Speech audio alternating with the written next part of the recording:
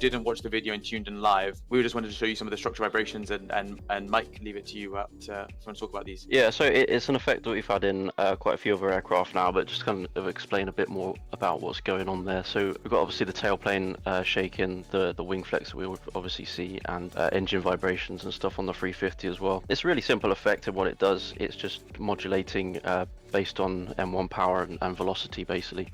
So nothing overly complicated, but it just gives a kind of cool visual effect for those people that like the exterior shots and that, really. You see the flap shake there as well, which will increase with turbulence and with the wing flex and moving bits. So just a cool little effect that we like to add from the passenger point of view. And we'll go through as we talk about these features. They'll be on 2020, 2024, and Xbox, hopefully, right? Is that correct, Mike? Yep, they'll be available on all of them. As you might have experienced previously with other products, you've had to buy immersion packs or things like that. We should have, and what the plan is on launch, a limited detail of effects, I would say, that we hopefully want to expand in the future. Yeah, so again, just some cool effects from the passenger point of view that we've added based on ambient conditions, as close to realistic as we can get. You can see the vortices coming off of everything there. Just a nice little addition, like you said, just to include as part of the aircraft core package. Again, available on 2020, 24, and Xbox as well. The one thing I want to point out just before we play as well, you can actually see the traffic. So we can actually see here the symbol of the aircraft is no longer a diamond. This is a customer option, and we have modeled it. We've modeled the full thing, so you can see direction of travel. That's where you have like a wing, a nose, and a tail, and also call sign, the ground speed, and the wake category type. And this will draw from both online networks, IVO, VATSIM, and other traffic add-ons as well. Now, we touched on the situations on the last stream where we did the depressurization, and we really want to highlight today that these situations are not just failures. They're an element of the aircraft is going to, change, or it's something that really draws you into being in that situation. Like we said, we're going to see that in just a second, what's going to change on the aircraft. But with an engine failure and a bird strike, it's the most common cause of aircraft incidents in terms of like engine failures with damage, things like that, sully, etc. It's all birds. It's a serious threat to aviation, and it's also something that we've simulated that's really, really cool.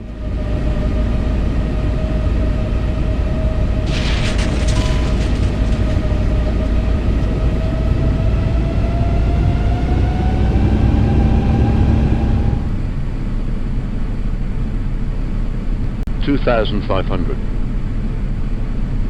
As we were just seeing, the details and damages that are on the aircraft. First of all, I just want to see people saying, wow, that was a loud noise, the impact sound. Now, when you're looking at the radome of the aircraft is composite, and it's actually a giant, basically composite drum. So if a bird hits it, it goes boom when you're in the flight deck. Ask me how I know how. It's very, very loud. When you hear a bird hit the aircraft on the radome specifically, it's probably the loudest thing you're going to hear. Now, you can see here as well the aircraft reacting correctly with the engine failure, putting in the rudder, and it's actually failing with damage. So that's why the N1 goes to 0 and the engine's locked up, because we're simulating with damage here. The other thing that you can see here, the ECAM's asking you, the attention getter boxes are highlighting in amber to show, hey, this is the engine that's failed. One thing that's really cool with the 350, if you have an engine failure and you have the autopilot off, you don't actually need to use the rudder. It's fully automatic in the 350. You just fly around. You will feel the aircraft yawing because it's not magic, it has to put the rudder in, it has to come back, it has to do this, and it will do that. And you can hand fly the approach, and you can come into land without having to touch the rudder trim at all, with the autopilot on or the autopilot off, and that's all simulated.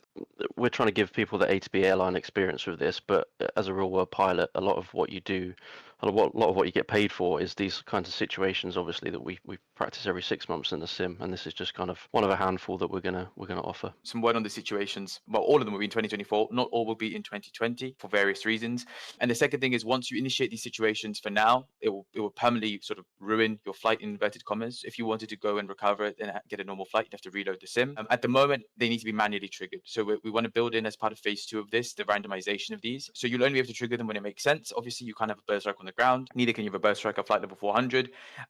So you'll be able to trigger them in situations that make sense, but they won't be randomized at this stage. And that will be sort of the next phase of where this product goes. So just to set expectations of where they are. So we move into the cabins, and the cabin that we teased at the end of last week, and we wanted to show this day-night transition to clearly show you what the night lighting will be. And I think, we've decided to opt for one lighting config. Especially in 2024, it was more applicable that because the lighting engine is a fair bit more advanced than any of the sim we've seen before, if you have duplicate lights sitting over the top of each other, it's not just like having double the amount of lights, it's like having 4 times the amount of lights, and that's really not going to be okay for performance. So that's why we've chosen to go down this sort of route of having an optimized balanced view for performance as well. And again, for those complaining about performance, you don't need to fly with a cabin if you don't want to. It's very clear that you can have a version with no cabin. We'll have lots of different liveries, obviously, on day one. And what those liveries will have custom cabins, custom cabin colors. Now, some of these that you will see are work in progress, and these liveries will have certain details throughout that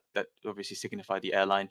Now, obviously, the business class seat may not match the exact configuration the operator uses in real life, but we'll try and add as many details as we can to make it as similar to the operator as possible. The first was Singapore Airlines, Qatar. Some of these are still work in progress, but we'll hopefully get as many of them as ready for day one. And if not, we'll continue adding them. As default in the default aircraft anyway, you'll get lots of different kind of hotspot options as part of the OIS AFB, so the radome, the vent extract fans and all that kind of stuff. We've obviously had a lot of requests about paint kits now already.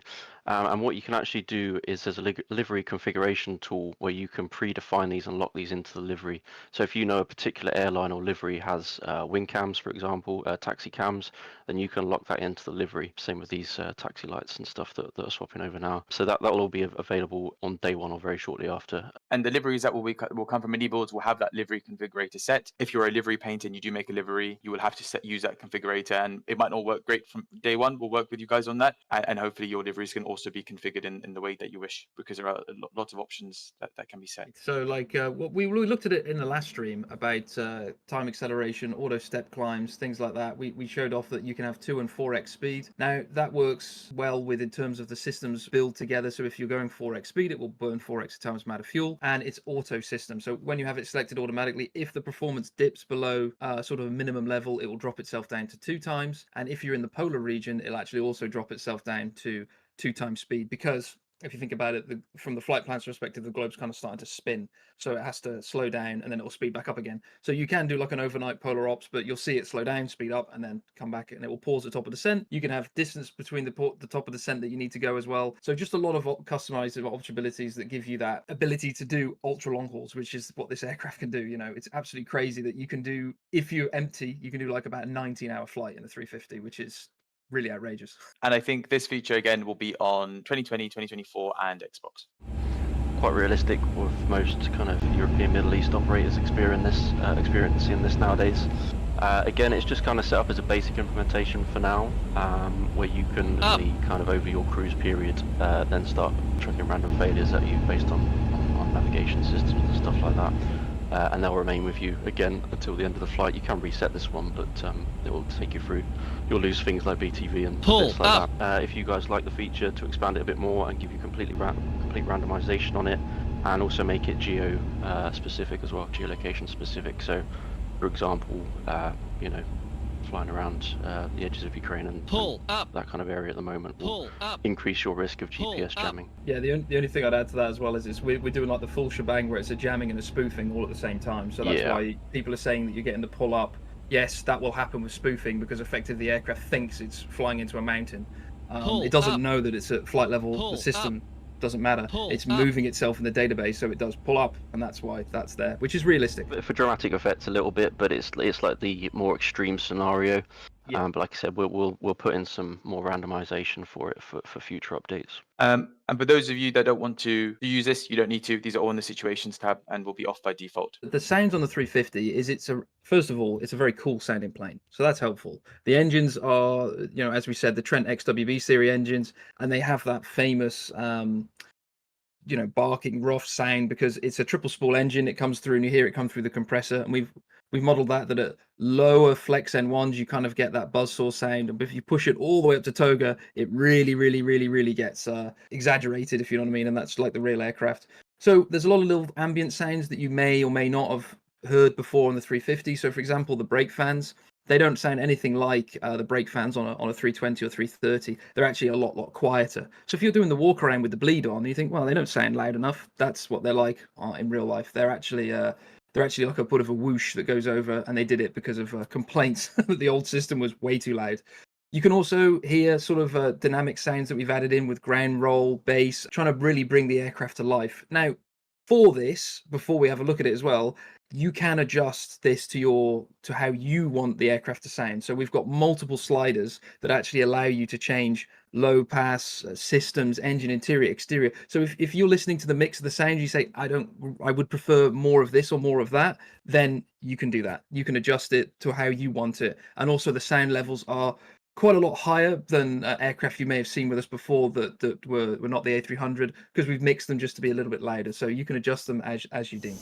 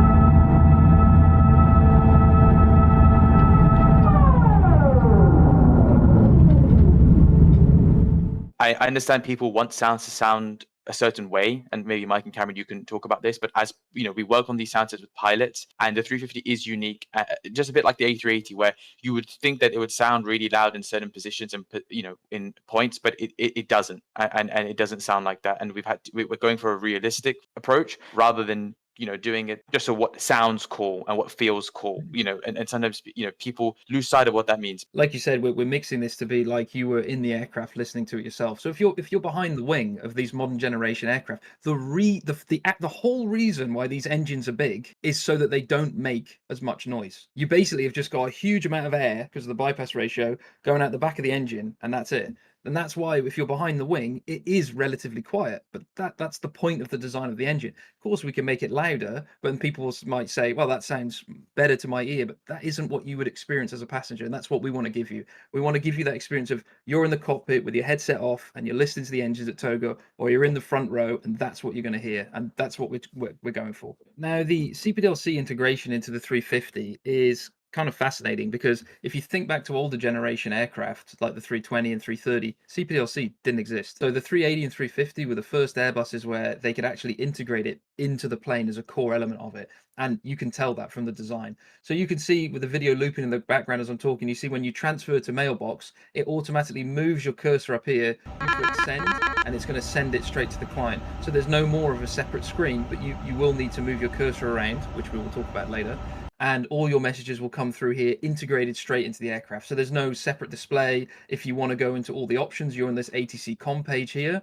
and you can connect to either IVAO or VATSIM as the select there, and it shows you the online stations. And here you can see you can get the digitalators and you can expand it into the full view just like they have in the real aircraft, because they actually don't tend to print much, if anything, in the 350, because it is truly a paperless flight deck, because everything is built in. And we can, through the Hoppy integration, you can ask for pushback, speed, weather, things like this. That's all built in and has been checked to be working well with the current clients that are on the network. You now join us for the live streaming section. We're actually sitting here in Ibiza. We're imagining that we've sort of brought the aircraft in, and we're going to be doing a quick circuit here today, but we're going to primarily be looking at some of the cool extra features that we didn't look at beforehand, and a lot of the visuals that we went through before. Now the aircraft is already set up, ready to go, and we're going to jump onto the outside, take a quick little extra look at those extra things that we didn't get a chance to last time. So let's go on the outside now. Here we are on the outside. Now, we already talked about the APU start sound, so actually let's fire up the APU master switch and turn the master on. And if I run to the back, you can hear this in real time, just to show you that those sounds are not hand-picked. And you can sort of hear this APU starting up with the igniters. And we'll just wait for that to run through.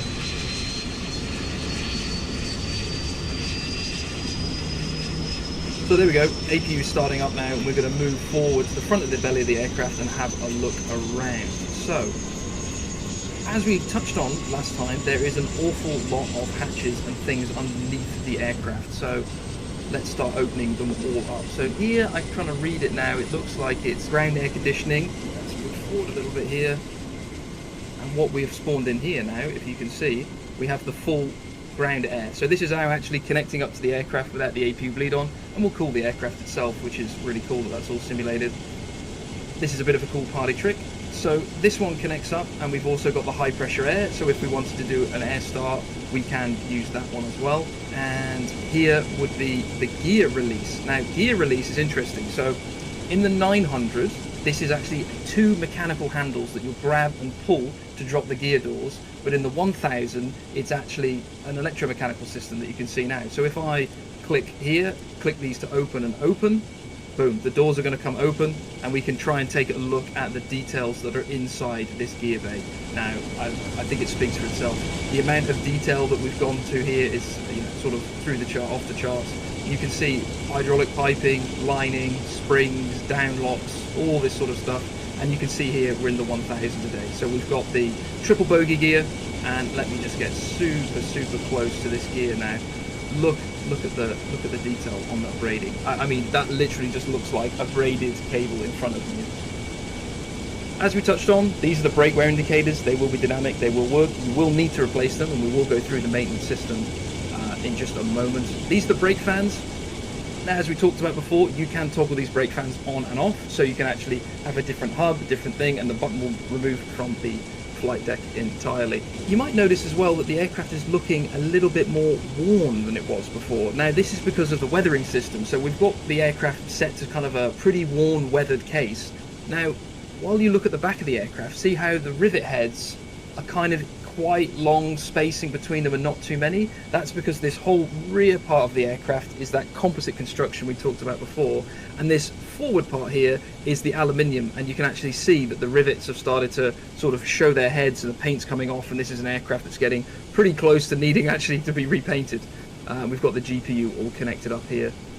We're going to take a look at the nose gear light. As we said as well, this is the 2 types that you can toggle, and you can actually see that's actually 3D. That's not just a texture under there, that's a physical light underneath that can be changed as well. Speaking of maintenance, there are some things that you're going to need to do on the 350 before you do your flights. Of course, it can all be done through the EFB. We can open the cowling up and start to take a look at the engine. Now, this is that XWB extra wide body Trent engine series, which is huge. Think about it, this is my head height here, and this is an absolutely enormous engine. So why have we got these steps here? Well, we have these steps here because we can actually climb the steps and we can read the oil. So this is the oil level in the aircraft, and this is the amount of quarts of oil that need to be added. So this will go down. So as you use the aircraft, it uses about 0.5 quarts per hour. So quite a lot actually, and it only holds about 20 quarts. So if you do a long haul, you're going to need to refill it. That's why every evening you'll see maintenance staff and things like that filling aircraft with oil. That's just how it is. We've got someone doing a service on the FADEC. This is the FADEC in the EEC for the engine, and if you want to get rid of it, you just simply click on it, and you can actually see the cowling latch closed at the bottom there, and we have the drain mast that's shown as well. Obviously, it wouldn't be a good idea to take off like this, so why don't we actually close these, close the hatches as well, make sure that we've got everything closed. We're going to get rid of that, and then we're going to move back into the flight deck. We're not going to focus on the flight deck for the moment. We're actually going to go and check out the cabin. Now, you've already seen a little bit of a preview of it, but let's move through in real time. So coming through to the cabin door, actually a cool little feature here. See how I can open the cabin door? There's actually a deadlock, which will actually lock out the cabin door from being able to be opened. On the right and the left, you've got the toilet on the right and the crew rest on the left, but we're going to come back to that in just a second because I want to show off some of the details of this cabin. Just look at this. This is kind of pretty much insane. You know, we can read serial numbers, we can read latches, we can read expiry dates. You can even figure out that whole symbol system that we were on about with the exterior where they don't want to write words anymore. Look outside if there's fire, don't open the door, open the handle there, and the slide will come out. So you can kind of figure out what's going on here. Cabin pressure light, this actually shows you if you have excessive residual cabin pressure when you're trying to open the door, and you can see that they're locked and ready and closed. We actually have the FAP, the Flight Attendant Panel. What does this do? Well, actually, the Flight Attendant Panel is what the senior cabin crew member will be using to interact with the systems of the aircraft from their side. And there's a few really cool things that you can do from this. So cabin status, this is just showing us doors, so you can actually open and close the doors from this page, which is, of course, in the real aircraft, it's showing you is the door open, is the door closed, but we've actually made it so that you can like open and close the doors from in here. So it's another way to interact with the aircraft, which is pretty cool. Lighting, this would turn on the night lighting, the main lighting on, and the zones, which is what we saw in the videos earlier. Personally, my favorite is the temperature control. Now, what this is going to require us is, can you see that the temperature is following what's written in the purser? So you can actually increase the temperature here, and it will increase it in the cabin in the zones that you want. But if you go into the flight deck and override it, you can actually override the temperature control that's from the flight attendant panel here. So that's all modeled and works. So you can actually see the aircraft slowly starting to heat up. Here's where you're opening the doors. So this is where I'd be opening the door, this side and this side. Water and waste. This is pretty cool. So this is actually based on how many passengers that you have loaded and how much water is used and how much waste is created based on real data. So if you do a 13-14 hour flight, you're going to need to refill the water when you land. Of course, if you don't do it, nothing's really going to happen, but it's there that you want to check this sort of thing, and you know, you can actually go through it. The more weight you have in the aircraft, the more passengers, the quicker this goes down. If you do a ferry flight where you're basically empty, it won't go down because no one's using the water. But I really do like the flight attendant panel, and there is also one in the rear of the aircraft which is also simulated. So the FAP, there's a lot of things that, people are saying, cabin crew simulator, haha, lol, whatever. You can do all of this from the EFB if you wish. You don't have to come and use the FAP if you don't want.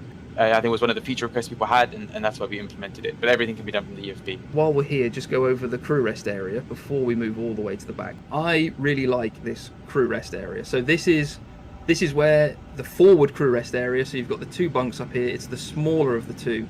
Now, if I just spin the camera around, you can start to see there's a seat around here, and the level of detail, you've got an interphone, things like this. Now, there is actually a little bit of interesting trivia. You see this hatch here. Now, if I move forward with this hatch, you might say, well, where does this hatch go? It actually goes straight into the flight deck. And that's for, in case of an emergency evacuation, you boot the panel out, and you can go into the flight deck or vice versa. But actually, the funny bit of trivia of it is this panel got worn out on quite a few 350s when they got launched, and Airbus couldn't figure out why, because it should be only used in emergency. They kept transferring food from the crew rest area to the flight deck, and Airbus was like, yeah, can you stop doing that? It should only be used in emergencies. So they've stopped doing that now. So now we're going to move into the main area. This is sort of the business area with our config. I mean, it looks like a real plane. It looks fantastic, Let's just pick a random seat and go up close to this detail. Like these detail maps and quality that we're on about, this is a seat in the cabin. This is unparalleled for even a flight deck, in terms of like what we would have seen, 5-10 years ago. And this is in the cabin of the aircraft. You can see moving forward, you can see where you get that extra wide body name. This aircraft is incredibly wide with pretty good sizes for the rows as well. The reason it's the cabin's in 2024 only is because we're taking full advantage of the modular setup here. So all the seats are actually lodded as you move through. So it'll dump the bits that you don't need as you're looking at it. The same with the texture maps and stuff. We've done a lot of work keeping the texture quality high up close, but kind of not needing it when you're further distance away with the LODs. And also we did a lot of work over the last couple of weeks about node count, and that's basically for those that are CPU limited, where you get the stutters. I've seen a few questions about how many stutters will there be. From recent tests, we've pretty much got it down to 0. There's no stutters at all with all the amount of detail we've got, because the CPU is being unloaded when it's not needed. So I'm just going to move forward into the central galley. Again, loads more details here, fairly similar, but just same thing throughout the whole aircraft. And then check out what these seats look like as well. So this is the sort of premium economy. As you can see, the sort of style of it changes throughout the cabin, and we looked at the cabin configurations that we could get earlier. I'm going to jump to the rear of the aircraft now just to check out the rear crew rest area. So I'm just waiting now for those LODs to pop in. It will take us like a split second, as you saw, but that's something that we are looking to refine as well. So now I'm at the rear of the aircraft. This is the rear galley, quite a large rear galley actually, which does make sense. You've got that secondary flight attendant panel if you want to adjust things and lighting like that. And this is where you would enter the crew rest area. Now this crew rest area, as you can see, is a fair bit larger. You've got the 3 up here, also nice little bit of in-flight entertainment for crew who are resting, and step downs on either side with a bit of storage, and another 3 this side, 2 that side. So it really is quite a large crew rest, even by anyone's standards. I could see people asking for toilets. Of course they're there. Of course they're all there. You know. I think that's about it for the cabin. Right. So as I said, we're sitting here on Ibiza, and we're going to basically get into sort of listening to some of these engine sounds because we're ready to go. I'm just going to actually set the correct barometric pressure and set up our initial cruising altitude, which is 6,000 feet. We went through this before. I had to set up the aircraft, so go look back at the original Stream 1 if you want to see a full setup and detailed tour of that. But basically, we should be ready to go if I do the reverse of what I nearly did last time and actually get rid of the external powers. And I'm going to get rid of it off the EFB, so on the ground I can get rid of this. I'm going to make sure that I didn't leave any of those hatches and things open like that, and I'm going to go on to the maintenance page that we're going to look at in a moment when we're in flight, just to check that all the quantities and everything are good, which they look good.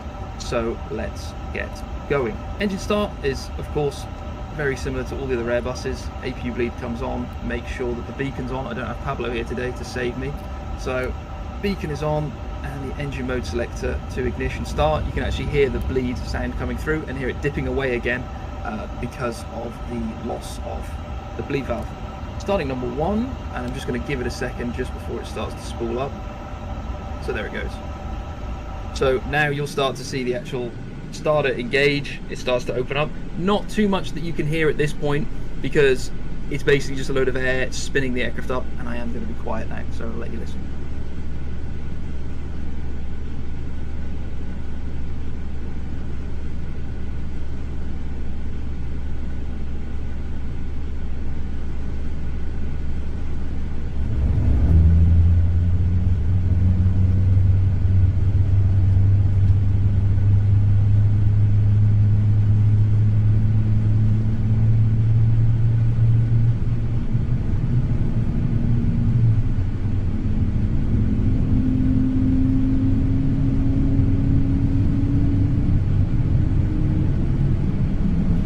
Let's start engine number 2 now. And again, I'm just going to show you here, like, see, the N1 is not spinning straight away, then it will engage, which is realistic. So then we come here and we can start to see the N1 stage spinning. I'll be quiet again so you can listen.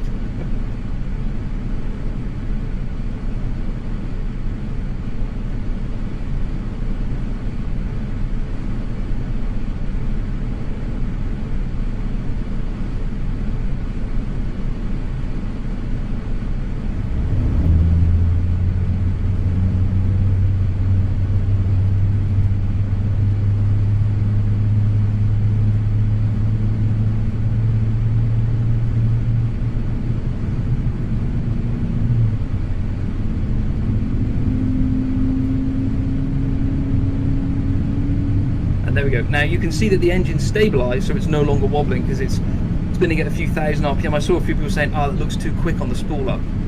it's spinning pretty quick. This is at around 1,000 RPM now. So in the initial spin up, it's still going 500-600 RPM immediately. And also I have frame gen on, so it might look a little bit strange, but that's, you know, that's where we're at with that. So we're going to change the weather. We're actually going to change it from live weather. We're going to change it to rain. So now there's quite a lot of moisture around. So what is that going to change with the aircraft? Well, if I bring the N1 up, you can start to see some of the spray out the back. I need to get the N1 in the right range. There it is. So I've got it in the sweet spot and I can go idle again. You can see how that's in a dynamic effect based on the weather that's around us. And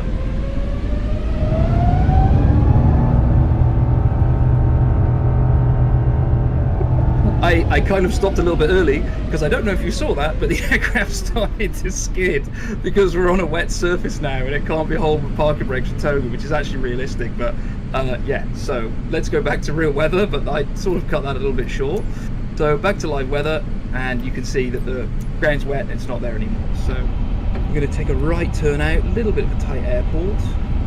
So here we go, turn it to the right. Maybe should have turned a little bit later, but that's because I'm used to narrow bodies. So shortly we're going to be starting the takeoff. We're going to be doing a toga takeoff array, and I'll be quiet, which is unusual. We're going to line up and it's going to be fairly quick, right? The rotation's going to be fairly sharp because we're pretty light. We're only 100, well, I say pretty light, it's all dependent, right? We're 190 tons, which for a 350 is pretty light, and toga will definitely not be needed. So the rotation's going to be quite sharp, quite quick. Up we go, and then I'm going to put the autopilot in, positive climb, gear up, and we're going to go on our way. Trimmer's automatically been set, and we're ready to go. So charts on here are ready. Let's do a proper lineup first. And I can see people saying, are you going to do the checklist? It's fine, I know them from the top of my head. So no, I'm not going to do the checklist, but they are all in there and they do all work. So let's get lined up and set everything for takeoff, because we haven't done the after start flow yet because we wanted to get on our way. So flaps are set, spoilers are armed. This is active. Yeah, flaps are out. They're setting now. Yeah. So we've got the flaps 1+F here. I'm just going to wait for that, then we'll get the memo and I'll do that. Lights are on. We need the landing lights, wing lights, nose to taxi. Everything else is set, and that's good. So now if we do a takeoff config test, if I hold it, actually that's an interesting one to talk about. So if you pressed it, it brought it up. You need to hold it for a few seconds. I saw someone saying on a few product releases it's broken. No, it does actually take a second or two. So, ready, here we go.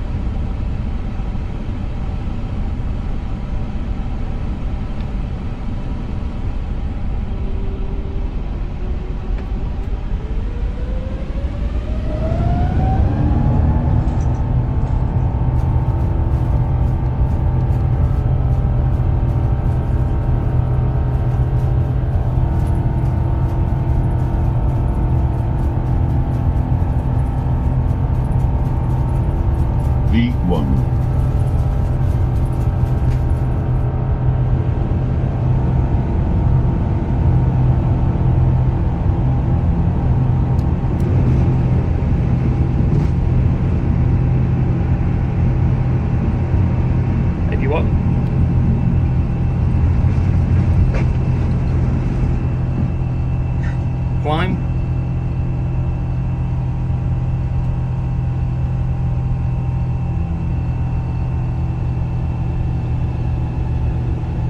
Actually put it in the climb, get it help.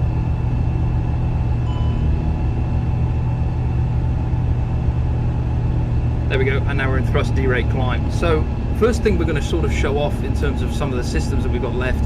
See, we're aiming for 210 knots now because we've got the speed constraint here. Aircraft's going to pitch down and kind of get back to that speed in just a second.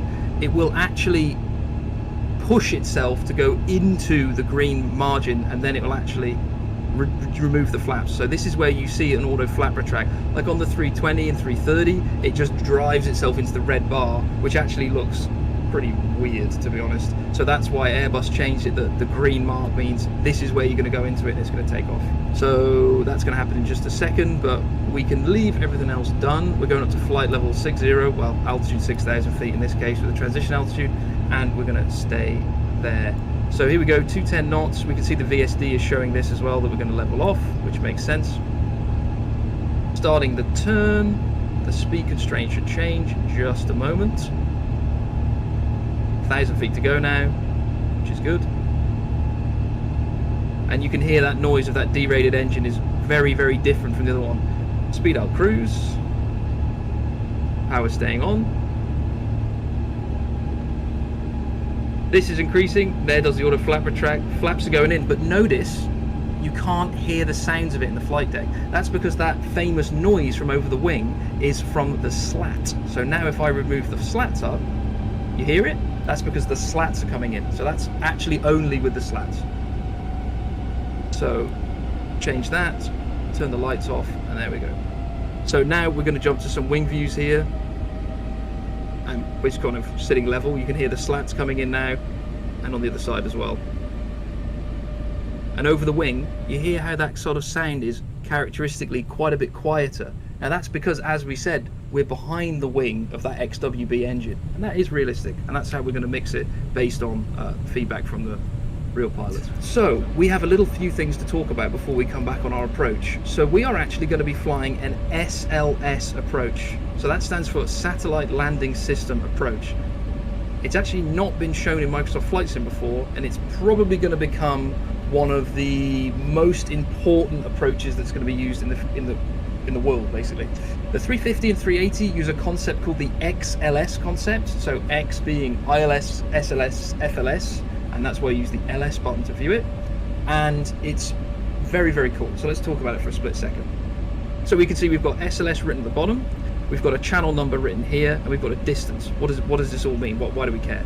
Well, what we're doing is we're flying the RNAV approach, the RNAV Zulu runway 24, and if it has EGNOS with a channel number written here, that means that the aircraft can fly it as an SLS.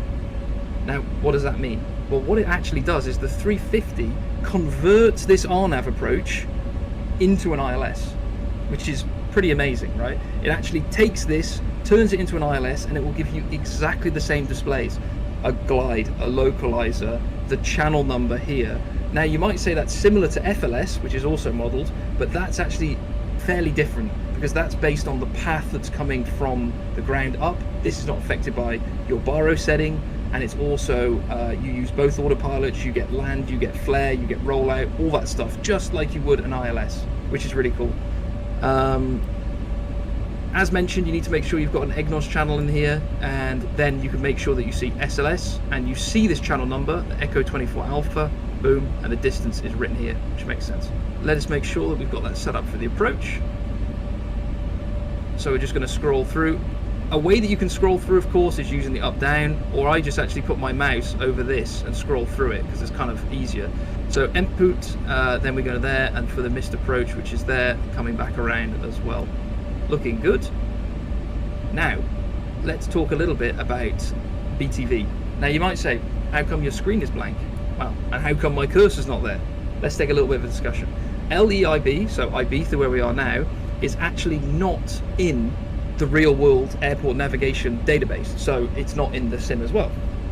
Now this would be the exact same scenario as if you didn't have a Navigraph subscription, but we can still use BTV to an extent. And how are we going to do this? Now, remember last time we talked about how these cursors are locked within each screen? Actually what you can do is, if you don't want to use the functions that we have here to move around, you can just click on the screen and it will move the cursor. So I want to move it to the mailbox, I want to move it here, I want to move it there, you can do that. I think that's a good compromise between the two. Airport select, we're going to go LEIB. Okay, airport loading map, not in the database, fair enough. So we're going to do it manually. Landing, we're going to say it's dry, and the distance to exit. So now how do we figure this out? Let's take a look at these charts here. So the ground chart here, we want to exit by Echo 8, so that's 2415 meters. So if I type in 2415 and I enter it there, the aircraft will now allow me to arm BTV, and it will take that distance to decelerate to. So there's no exit that we're selecting, there's no map, but this will function without a Navigraph subscription. And actually in this case, it would always and only function. This option is great for those who don't have Navigraph, right? Yes, absolutely. Yeah. And also for airports that are not in the database. So it's another way that if you don't have Navigraph, you can still use BTV. Is that correct? That's absolutely right. And actually, in the scenario that I'm showing you now, I'm using the Lido charts that are built in with 2024 only, where I got the distance from. You don't need an Avigraph subscription for this. You can put that distance that I just put into the BTV system, which you don't need the subscription for because there is no map, and you can do that at any airport if you so wish. It's another way to do it, but fair enough. We're going to shortly start our descent down. We're pretty much set up, but let's actually just get some weather. Now we're going to get the weather by the ATC com page, as we were talking about earlier. So we're going to go on Digital ATIS and we're going to go send request. Sending the request, it should come through with all of them because they're actually a departure, arrival, and also the alternate. So you can see it's variable at 2 knots, and I'm going to move the camera across, come here, and we're going to set that in the approach page. Wind, let's say a worst case scenario, so that's probably a tailwind, so 060, let's say at 5 knots, something like that. 060 at 5 knots. Outside air temperature, what is it, 13 degrees, it's looking good. QNH is 1019er, which we're already on, and the minima is 770 for this approach, and we're going to do a config full. So there we go, done. And what I'm going to do now, just before we start our descent down to show it off, is I'm going to change it to night. Now it may make the aircraft jump around a little bit, so give it a second, but we're going to come to the night time now. So now I'm going to release it. Yeah, there we go, it's absolutely fine. So first of all, the screens, they really quite bright, so I can adjust them down in just a second, but let's get some of this flood lighting going on. The dome light is actually incremental, so I'm going to leave it off, but I think you can see it looks, I mean, I love it. LCD effect. This is actually a mesh that's built into the screen to give that. It's no longer a texture, it's a physical mesh that's lit up and gone down. And yeah, so it really is kind of something that we've really spent a long time on. Now let's make sure we put the dome light up so you can sort of see what it looks like with the dome light on bright. You get the dome light, you get the spill around the cockpit, and yeah, it's yeah. So you can see here, you've got the lights flashing off. It's a little bit darker, so I'm going to jump to the front wing view as well, just so we can see some of that. And here you go, you can sort of see everything flashing off. It's all dynamic, you can see it's reflecting off the shark, it's breaking off the wingtip and everything like that. So yeah, I love it, you know. There we go. So Des, now the next thing we're going to talk about is descent guidance on the VNAV for the 350. It is a little bit different. Now, do you see this little symbol that's just come up here? And also you get a good view of the screen. This is called latched descent guidance. Now, latched descent guidance is only available below flight level 100 in the A350, and what it does is the aircraft actually will just clamp onto that profile, so this vertical profile. The auto thrust goes into speed mode, so it won't go 1 knot below it, but it just prioritizes the profile. So if you've got a crazy wind change, the aircraft's just going to follow the profile down, and it will keep speeding up and speeding up and speeding up all the way to almost the maximum of the aircraft speed. So it's, as I understand it, I'm not an expert when it comes to Boeing, it's more of a Boeing approach of latch descent guidance for VNAV, but that's only happening below flight level 100, right? So remember, you might see a bit of a funny transition when it goes from being, say, 10-15 knots low on speed, then it latches the profile, it will add power, and then it will go down in this guidance mode. But it's still staying very close to idle as it goes down. Now we can see here we're going to come up to Irmut, and then we're going to come around the corner for the approach. We're staying fairly on profile, but I'm going to actually activate the approach phase a little bit early, ahead of schedule. So now you can see the thrust come to idle. It's going to maintain the profile, so it's not pitching up to lose the profile anymore like it would on the older aircraft. It just maintains the profile and the speed comes back as quickly as it can. Why don't we put the slat out and we can have a little bit of a listen to that as well. Oh, sorry, I actually selected the wrong one. We'll let the speed come back a little bit more. As you can see with these screens like fully lit up, I mean, it looks like I'm in a spaceship. I know that sounds a bit funny, but it's true. It really, you have so much more information available here that you've got, you know, all the charts, we've got all the things here, we've got BTV on, the aircraft's coming back, it's doing everything for us. And you've got the little VSD here showing the terrain just before we land. Make sure we put the landing lights on, and I'll leave the wing light off. Well, in fact, let's put the wing light on and go and take a look at the wing as well. That's with the wing light on. I mean, look at that. You know, I think it looks absolutely fantastic. Yeah, that's what it looks like there from the wing light view coming up, spilling up over onto the top of the sharklet. Should stop calling it a sharklet. It's a wing So now I'm going to arm the approach. So now you notice I put autopilot 1 and autopilot 2 in. You know, it's the descent guidance has gone down. That's just because it's not in the CDA mode yet. Des is armed again. Speed's coming back, and we're going to actually get lock start. So look, remember, we are doing an RNAV approach, and I've just got lock start, and I have the glide armed. This is not an ILS. This is an RNAV approach, and I've put both autopilots in, and I'm not having to think about this at all. Basically, you know, I'm having to basically just kind of, oops, if I help, I actually put the right descent in. Let's go flaps 2. Speed's coming back now, and you have the same features of the enhanced lock star. So you've still got the case of, if you're very, very fast, it will try and capture it to not overshoot, as you can see it's doing now. And now it should just come on and capture the glide. It will go down. See, we do have a bit of a tailwind, so as predicted, we'll put that in. Now, can you hear the GPWS sounds? They sound a little bit more bassy because we're running them through the speakers. The ones that you heard earlier are more what you would hear in your headset. So on a 350, the actual oral call-outs will come through the pilot's headset as well as the speaker. GS star, so now it's going to go down the approach. Does SLS treat the approach as Cat 1, 2 or 3 ILS? That's a good question. You have to use the minima from the chart, which is normally an LPV minima. So you have to use the LPV minima. So it's not a Cat 1, a Cat 2 or a Cat 3, it's still an RNAV LPV minima, and you can't auto land. That's actually something that Airbus have demonstrated, but isn't in real aircraft yet. But that's the future, that's where it's going, you know.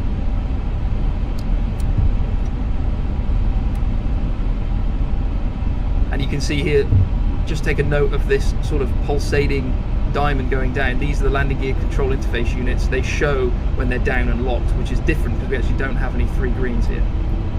Flaps 3.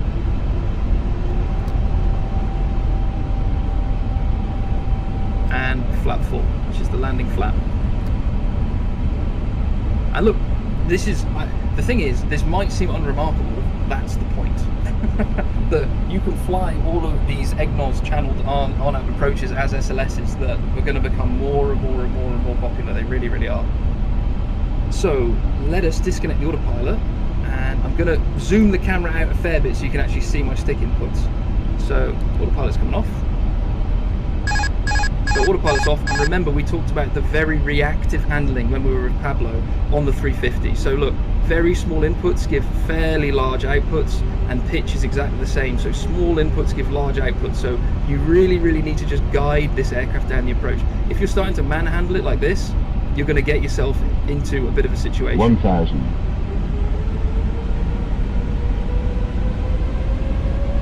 That's just GS Mini picking up the approach speed a little bit because of the tailwind on the phases, because it actually goes through different phases with RA on the 350, which is fair enough. 100 above. No pressure. How many people we got watching? 2,200, probably more. Here we go. Here we go. Let's hope we get it down. Rather you than me, Cameron. I'm getting my excuses in. I am not 350 rated, so that's my excuse. That's my excuse already out of the. But it, you know, it's still a very nice aircraft to hand fly, to be perfectly honest. One thing we noticed from the sim, and I think you commented as well, Cameron, compared to the 320, is just how easy it is to fly it as well. Really easy. Super easy. Yeah. It's fun. It's fun. Yeah. Like I mentioned it last time. It's one of the. I don't know. I'm biased. I don't fly flight sims a lot. Only airplanes, but it's a lot more fun to fly than maybe the 330, just by the nature of the aircraft. I agree. It's very reactive. Yeah.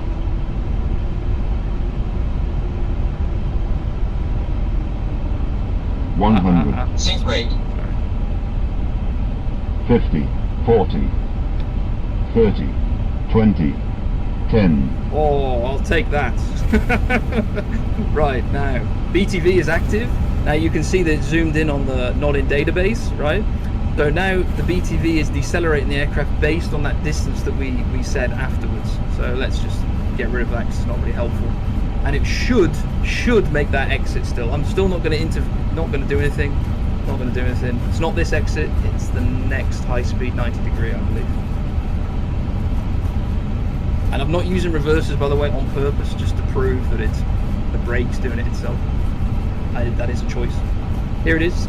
Here we come. So remember, if I knock the brakes off now, you get the auto brake off warning. And that's because I did it above 35 knots. If you do it above 35 knots and you don't press the button, then you'll get it. There we go. You see, it does work fairly well, even without the ability to select it. While we're texting in, can we maybe show them the landing performance calculator? Maybe not do a calculation, but just No, show you're them what absolutely we- right. So let's take a look at the landing distance performance calculator. Now, this is pretty cool. So you can see it says it's not in database. Remember, that's drawn from the aircraft. So if I put LEI, actually help if I type LEIB, IB, like that, select the runway 24, length that comes through, we can sync the weather automatically, variable at 2 knots, and we can compute. Now this is actually showing you the landing distance, the landing weight that it's drawing, and what does this mean? What does LDA mean? Well, this is the landing distance available, this is the calculated landing distance that it's going to take, and this is the factored landing distance, so it's timed by 1.15. So this is legally what you need to land. Now you can change it to medium auto brakes, and you can see it gets longer. You could change it to an auto land, that actually does make it a bit longer. Change it to config full, and also, now this is pretty cool, dry, wet, compacted snow, dry snow, wet snow, slush, standing water, ice and dry again, and all of that will work. So if I go to standing water, see how that's basically made it so we nearly can't make it, and all of these things will have effect with reversers, tailwinds, all this sort of stuff, and we do intend to make these a drop down like these, which is a bit easier to sort of bring in. But yeah, I think that's about everything to show on that. So what next? I think the only thing we've not showcased in the past 2 weeks are the cabin announcements and the wipers. And I think if we've not done that, I think we've done a really, really good job. Both of them will be in for release. We're just wrapping them up, as you can appreciate. There's a lot going on, and there's a lot that we have to do. Guys, any closing remarks? Can I give one shout out? Yeah. Shout out to Matt after he came for his long day. He helped us with some of the streaming stuff. So thank you very much, Matt, for that. That's chewy to anyone. Yeah. Yeah. Yeah, it's been great reading your comments. I've taken away a lot of feedback again, which we'll take onto the team. Some of which you saw from the first stream that it did has already been incorporated. But yeah, keep the comments coming, keep engaging with us, and we'll make it as enjoyable for everyone as possible. Thank you guys so much. Really appreciate the support, and we'll see you guys next time, probably on release day.